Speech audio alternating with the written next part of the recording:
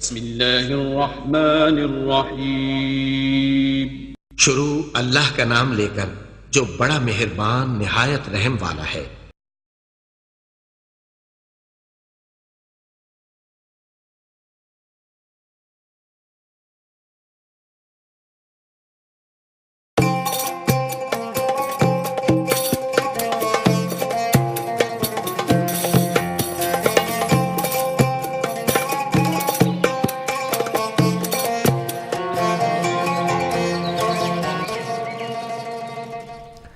اعوذ باللہ من الشیطان الرجیم، بسم اللہ الرحمن الرحیم۔ السلام علیکم ناظرین، میں ولی موسوی پروگرام صبح ہدایت کے ساتھ آپ کی خدمت میں حاضر ہوں۔ آج 17 فروری ہے، 8 جمادی الثانی ہے اور بدھ کا روز ہے۔ میں پروردگار کی بارگاہ میں دعا گو بھی ہوں اور پر امید بھی ہوں کہ پوری دنیا میں آپ جہاں کہیں بھی ہوں گے صدقے میں محمد و آل محمد کے خیر و عافیت سے ہوں گے۔ اور ناظرین، آپ کو ہمارے پروگرام کے فارمیٹ کا علم ہے۔ ہمارے پروگرام کی شروعات پروردگار کی بارگاہ میں ایک خوبصورت دعا کے ساتھ کی جاتی ہے اور پھر ہم ذکر محمد و آل محمد کی طرف بڑھ جاتے ہیں۔ تو چلیں گے پہلے ایک دعا کی طرف۔ اللہم صل علی محمد و آل محمد، اللہم صل علی محمد و آل محمد۔ دعا زیارت for Wednesday۔ بسم اللہ الرحمن الرحیم۔ اللہم صل علی محمد و آل محمد۔ الحمد للہ الذی جعل اللیل لباسا والنوم سباتا وجعل النہار نشورا، لک الحمد ان بعثتنی من مرقدی ولو شئت جعلته سرمدا، حمدا دائما لا ينقطع ابدا ولا يحصي له الخلائق عددا۔ اللهم لك الحمد ان خلقت فسويت وقدرت وقضيت وأمت وأحييت وأمرضت وشفيت وعافيت وأبليت، وعلى العرش استويت وعلى الملك احتويت، أدعوك دعاء من ضعفت وسيلته وانقطعت حيلته واقترب أجله وتداني في الدنيا أمله واشتدت إلى رحمتك فاقته وعظمت لتفريطه حسرته وكثرت زلته وعثرته وخلصت لوجهك توبته، فصل على محمد خاتم النبيين وعلى أهل بيته الطيبين الطاهرين، وارزقني شفاعة محمد صلى الله عليه وآله، ولا تحرمني صحبته إنك أنت أرحم الراحمين۔ اللهم اقضني في الأربعاء أربعا، اجعل قوتي في طاعتك ونشاطي في عبادتك ورغبتي في ثوابك وزهدي فيما يوجب لي أليم عقابك، إنك لطيف لما تشاء۔ It is the day of Imam Kazim alayhi salam, Imam Rida alayhi salam, Imam Taqi alayhi salam, and Imam Naqi alayhi salam. Ziyarat for Wednesday۔ Assalamu alaykum ya awliya Allah، Assalamu alaykum ya hujjaj Allah، السلام علیکم یا نور اللہ فی ظلمات الارض، السلام علیکم صلوات اللہ علیکم وعلى آل بیتکم الطیبین الطاہرین، بأبی انتم وأمی لقد عبدتم اللہ مخلصین وجاہدتم فی اللہ حق جہادہ حتی اتاکم الیقین، فلعن اللہ اعداءکم من الجن والانس اجمعین، وأنا أبرأ إلى الله وإليكم منهم، يا مولاي يا أبا إبراهيم موسى بن جعفر، يا مولاي يا أبا الحسن علي بن موسى، يا مولاي يا أبا جعفر محمد بن علي، يا مولاي يا أبا الحسن علي بن محمد، أنا مولى لكم مؤمن بسركم وجهركم،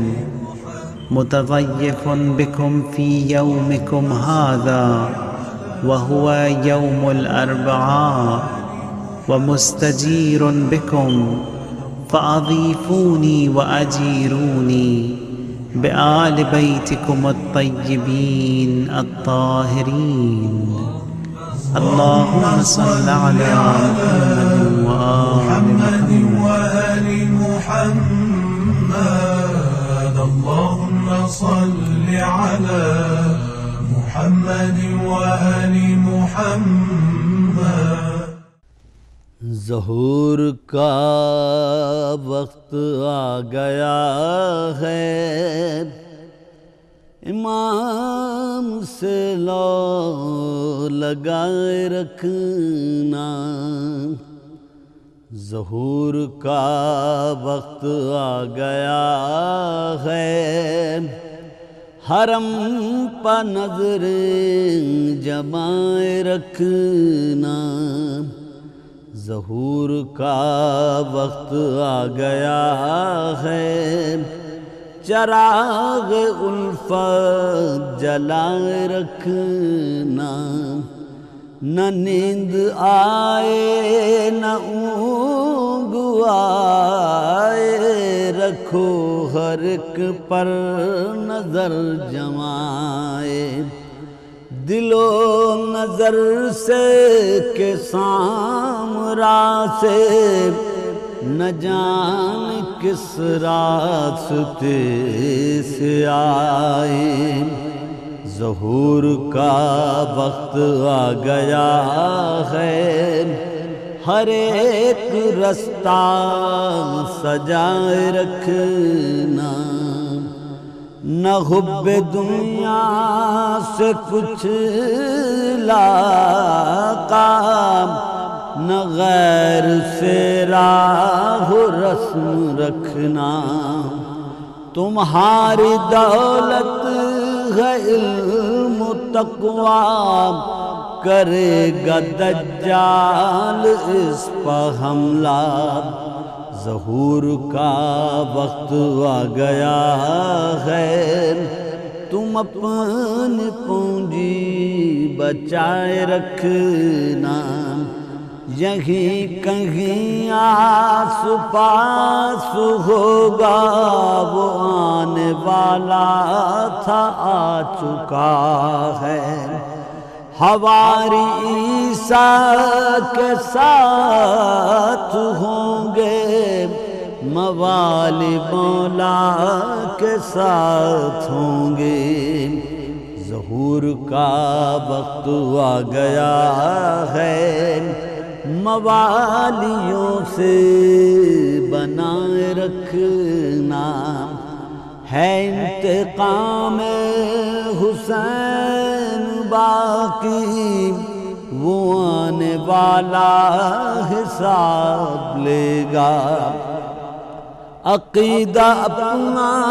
درست رکھنا، جو ان کی نصرت کی ہے تمنا، ظہور کا وقت آ گیا ہے، عمل کو بھی آزمائے رکھنا، سوائے چند ظہور کی سب علامتیں پوری ہو چکی ہیں، سوائے چند ظہور کی سب علامتیں پوری ہو چکی ہیں، بصیرت و معرفت تمہاری عدو حق کو کھٹک رہی ہیں، ظہور کا وقت آ گیا ہے، دل و نظر کو بچائے رکھنا، امام موجود ہر جگہ ہے، یہ بات لبنانیوں سے پوچھو، یہ مسجد سہل جم کرانا اور حاجیوں زائروں سے پوچھو، ظہور کا وقت آ گیا ہے،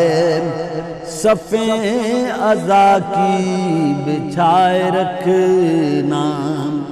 نئے نئے نغمہائے الفت جو روز کہہ کے لا رہے ہو، پائے زیارت جو سبت جعفر امام کے در پر آ پڑے ہو، ظہور کا وقت آ گیا ہے، تم اپنا بستر لگائے رکھنا۔ جی ناظرین، پروگرام کے سلسلے کو جاری رکھیں گے اور اس دوسرے سیگمنٹ میں آپ کو خوش آمدید کہیں گے۔ اس میں ہم نے سلسلہ شروع کیا ہوا ہے وظائف القرآن کا، کہ قرآن میں سے بعض چھوٹے چھوٹے اذکار لے کر آتے ہیں اور آپ کی خدمت میں پیش کرتے ہیں اور دیکھتے ہیں اس کے اندر کتنے بے بہا خزانے جو ہے وہ موجود ہیں۔ کل ہم چل رہے تھے حج کے اوپر، بات ہو رہی تھی کہ حسرت ہے کہ حج جو ہے وہ بعض لوگ ابھی تک لوگ حسرت کرتے ہیں کہ ابھی تک ہم حج نہیں کر سکے، تو اس کے اوپر بہت چھوٹے چھوٹے سے کام ہیں، اگر وہ آپ اپنی مصروف ترین زندگیوں میں سے بھی تھوڑا سا وقت نکال کر کریں تو یہ ایک بہت بڑی سعادتوں کو جو ہے وہ آپ حاصل کر سکتے ہیں۔ کل ہم نے سورہ نبا کا ذکر کیا تھا، امام جعفر صادق علیہ السلام کا نے ارشاد فرمایا کہ جو شخص باقاعدگی سے سورہ نبا کی تلاوت کرے روز ڈیلی بیسس کے اوپر، تو انشاءاللہ ایک سال کے اندر اسے خانہ خدا کی زیارت نصیب ہو جائے گی۔ اسی سلسلے کو مزید ہم جو ہے وہ آگے بڑھائیں گے اور جو ہے وہ مزید دیکھیں گے کہ اور کیا کیا چیزیں ہیں جن کے کرنے سے جو ہے وہ آپ حج کی سعادت کو حاصل کر سکتے ہیں۔ اگر روزانہ 1000 مرتبہ لا حول ولا قوت الا باللہ پڑھے تو اسے بھی حج کی سعادت نصیب ہو جائے گی۔ اب 1000 مرتبہ لا حول ولا قوت الا باللہ پڑھنا جو ہے وہ اتنا مشکل کام نہیں ہے، آپ کتنے بھی مصروف ہوں آپ اس کے لیے ٹائم نکال سکتے ہیں، اور 1000 مرتبہ یعنی 10 تسبیح آپ نے جو ہے وہ اس چھوٹے سے ذکر کے ساتھ انجام دینی ہے، اور ایک بہت بڑے مقصد کے لیے جو ہے وہ کام کیا جا سکتا ہے کہ آپ حج کی سعادت حاصل کر پائیں گے۔ اور بھی بعض اس کے اندر جو وہ چیزیں ہیں، کیونکہ ہم کل بھی آپ کی خدمت میں یہی عرض کر رہے تھے کہ بعض جو اذکار مختلف پیش کیے جاتے ہیں ان کا مقصد صرف یہی ہوتا ہے کہ ہر انسان کی جو معاشی زندگی ہے، اس کے بزنس ہے، اس کی جابس ہیں، اس کے جو گھریلو مصروفیات ہیں، سب کا ایک پیٹرن ڈیفرنٹ ہے، الگ الگ ٹائمنگ ہے، تو اس کے حساب سے جس کو جو سوٹ کرے گا وہ اس کے اوپر ہی جو ہے وہ اکتفا کر لے گا۔ تو مختلف چیزوں کو ہم مزید جو ہے وہ اور آپ کی خدمت میں لانے کی سعادت حاصل کر رہے ہیں۔ بعض نسخوں میں ہر روز کا لفظ نہیں ہے، اگر ایک دن بھی اس ذکر کے درمیان بات نہ کرے اور اس ذکر کو ختم کرے تو کافی ہے اور حج نصیب ہو جائے گا۔ وہ ذکر یہ ہے لا حول ولا قوت الا باللہ العلی العظیم۔ بعض نسخوں میں یہاں تک ہے کہ اس میں آپ نے روز بھی مداوت نہیں کرنی، اگر ایک دن بھی اس دوران ذکر جو ہے وہ آپ نے کلام نہیں کرنا ہے، بس اور اس کو مستقل دلجوئی کے ساتھ اس ذکر کو 1000 مرتبہ ختم کرنا ہے تو بھی یہ اس میں روایات ملتی ہیں کہ آپ کو جو ہے وہ حج بیت اللہ نصیب ہو سکتا ہے۔ بعض نسخوں میں تو میں توفیق حج کے لیے 1000 بار اس ذکر کو بھی پڑھنے کی تاکید کی گئی ہے۔ ماشاءاللہ لا حول ولا قوت الا باللہ۔ یہ چھوٹے چھوٹے سے آپ دیکھیں کہ ذکر ہیں مگر اس کے اوپر کتنی بڑی سعادت آپ کو نصیب ہو رہی ہے۔ ہم جب قرآن کے ساتھ جو ہے وہ توسل اختیار کرتے ہیں اور دیکھتے ہیں کہ محمد والے محمد ہمیں اس میں سے کیا کیا تعلیمات دے رہے ہیں تو یہ آپ سمجھیں کہ انسان جو ہے وہ حیران رہ جاتا ہے کہ اس کے اندر چونکہ قرآن کریم میں ہمارا اعتقاد ہے کہ کل خشک و تر کا علم اس کے اندر موجود ہے، مگر ہماری بدنصیبی ہے کہ ہم اس کو جو ہے وہ صحیح سے اس سے توسل اختیار نہیں کرتے۔ ہم نے اس کو لپیٹ کے جو ہے وہ جزدانوں میں بند کر کے رکھا ہوا ہے، یا مردوں کے لیے پڑھنے کے لیے نکالا جاتا ہے، یا جو ہے وہ اس سے فال نکالے جاتے ہیں، یا اس کی بس زیارت کی جاتی ہے۔ اس کو جو ہے اس سے نصیحت حاصل نہیں کی جاتی۔ بہت کم لوگ ایسے ہیں جو کہ اپنی زندگی کا آئین اس کلام پاک کو بناتے ہیں اور اس کی تعلیمات کے تحت، اس کی روشنی کے تحت اپنی زندگیوں کو گزارتے ہیں۔ تو ہم نے یہ سلسلہ ان لوگوں کے لیے جو کہ اتنا وقت نہیں نکال پاتے اور ایمان رکھتے ہیں مگر قرآن پاک سے توسل اختیار نہیں کرتے، ان اذکار کا سلسلہ جاری وساری کیا ہے تاکہ آپ کی تمام مشکلات جو ہیں وہ محمد آل محمد اور قرآن کریم کے ذریعے سے حل ہو سکیں، تاکہ لوگ جعلی بابوں کے پاس، پیروں کے پاس جا کے اپنی حق حلال کی کمائی ہوئی کمائی جو ہے وہ ان ٹھگوں کے ہاتھ میں نہ دیں، بلکہ اپنے مصلی پہ سے بیٹھ کے ان کرامات کا، ان نزول برکات کا خود مظاہرہ کر سکیں۔ آپ اپنے گھر سے بیٹھ کے، اپنے مصلی سے بیٹھ کے طہارت کے ساتھ جو ہے ان چیزوں کو پڑھیں، آپ دیکھیں کہ اس میں کتنی آپ کی زندگی میں برکات نازل ہوں گی۔ اب مزید ان چیزوں کو لے کر آپ کی خدمت میں پیش کریں گے، آگے بڑھیں گے۔ جو شخص ہر روز 1 مرتبہ بھی سورہ حج کی تلاوت کرے تو ابھی سال ختم نہ ہوگا کہ اسے حج نصیب ہو جائے گا۔ آپ دیکھیں کہ جو شخص ہر 3 روز میں سے، یعنی 3 یوم کے اندر 3 روز میں سے کوئی ایک دن بھی، یعنی 3 دن کے بعد 3 دن کا گیپ نہیں ہونا چاہیے، 3 دنوں میں سے ایک دن بھی سورہ حج کی آپ نے تلاوت کرنی ہے تو ابھی سال بھی پورا نہ ہوگا کہ آپ کو حج بیت اللہ کی سعادت نصیب ہو جائے گی۔ امام جعفر صادق علیہ السلام ارشاد فرماتے ہیں کہ ابھی سال پورا نہ ہوگا کہ خانہ کعبہ کی طرف روانہ ہو جائے گا، اور اگر اس سفر میں مر گیا تو جنت میں داخل ہوگا۔ آپ دیکھ رہے ہیں کتنا جو ہے وہ زبردست خدا کی طرف سے انعام اس کے اوپر رکھا گیا ہے کہ اگر کوئی شخص بیت اللہ کی طرف قصد کیا ہے اور ارادہ کیا اور جا رہا ہے اور اس کو اجل آ جاتی ہے اور اس کا وقت پورا ہو جاتا ہے تو مولا کیا فرماتے ہیں کہ وہ جنت میں داخل کر دیا جائے گا۔ راوی نے پوچھا کہ مولا چاہے وہ آپ کے مخالفین میں سے ہی کیوں نہ ہو، یعنی غیر مومن ہو، تو آپ نے فرمایا اس صورت میں اس کے بعض عذابوں میں کمی کر دی جائے گی، یعنی محمد والے محمد کے بغض کے ساتھ تو جنت کی خوشبو بھی انسان نہیں سونگھ سکتا، جنت میں تو نہیں جائے گا، مگر مولا نے کہا کہ اگر ایسا ارادہ کیا ہے اور حج کو جا رہا ہے تو کم از کم اس کے عذابوں میں تخفیف ضرور کر دی جائے گی، چونکہ پروردگار رحمان و رحیم ہے، وہ جو ہے وہ کبھی کسی کی نیکی کو رائے گا و ضائع نہیں کرتا۔ جو شخص سورہ حج کی تلاوت کرے خدا اسے حج اور عمرے کا ثواب عنایت کرے گا، ان تمام لوگوں کی تعداد کے برابر ثواب عطا کرے گا جو حج اور عمرہ ادا کر چکے یا ادا کریں گے۔ آپ دیکھیں گے کس قدر جو برکات ہیں اور فیض ہیں اس قرآن کریم کے ساتھ توسل کرنے سے، مگر ہمیں جو ہے اس قرآن کریم کی تمام جو برکات ہیں اور جو فیض ہیں ان کے جو طریقے ہیں وہ محمد والے محمد سے ہی لینے ہوں گے، کیونکہ یہی اصل جو ہے وہ وارثان نبوت ہیں، انہی کے پاس جو ہے وہ اصل علم ہے۔ تو ہم دیکھتے ہیں کہ کس طرح سے ایک ایک لائن کے چھوٹے چھوٹے اذکار ہیں، مختلف صورتوں کی تلاوت ہیں، یہ ان رازوں کو جاننے والے ہیں جن کو انہوں نے کھول کھول کے اپنی زندگیوں میں بیان کیا۔ مگر ہماری جو ہے وہ کوتاہی ہوتی ہے، ہم لوگوں کی بدقسمتی ہوتی ہے کہ ہم تمام مکتب موجود ہونے کے باوجود، تمام چیزیں ہمارے پاس ہونے کے باوجود بھی ہم جو ہے وہ توجہ نہیں دیتے کہ ذرا سی محنت کون کرے۔